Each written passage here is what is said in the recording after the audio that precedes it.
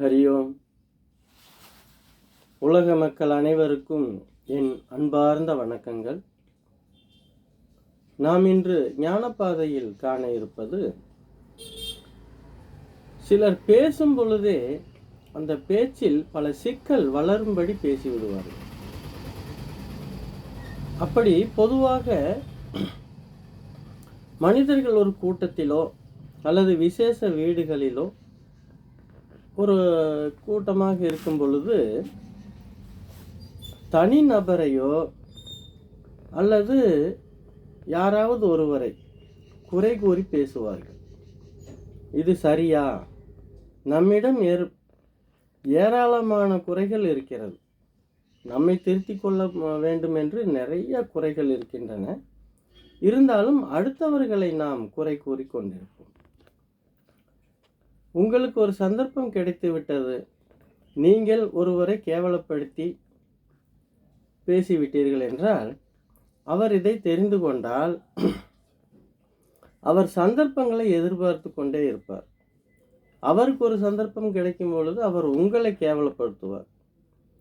அது உங்களுக்கு நேரடியாகவோ அல்லது பேச்சு மூலமாகவோ தெரிந்தால் உடனே நீங்கள் அவரை சண்டைக்கு அழைப்பீர்கள். அது வாய் தகராறாகவும் இருக்கலாம், கைகலப்பாகவும் இருக்கலாம். சிலர் மரணத்தின் விளிம்பு வரை கூட சென்று விடுகிறார்கள். இதற்கெல்லாம் என்ன காரணம்? இந்த சண்டை நடந்த பிறகு panchayat, court, case, police station என பொருளாதாரம் நிறைய செலவழி. இந்த சிக்கலை தவிர்க்க நாம் என்ன செய்ய வேண்டும்? யோசியுங்க.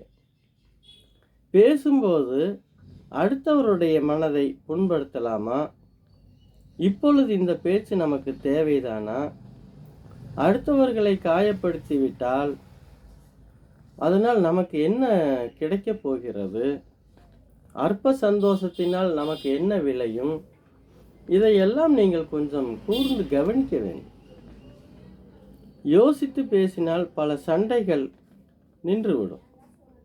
பணம் என்ற காகிதத்தால் வரும் சண்டைகள், சிலர் அன்பான குடும்பத்தை சண்டையிட்டு குலைத்து கொள்கிறார்கள். சிலர் பண்பை இழந்து விடுகிறார்கள்.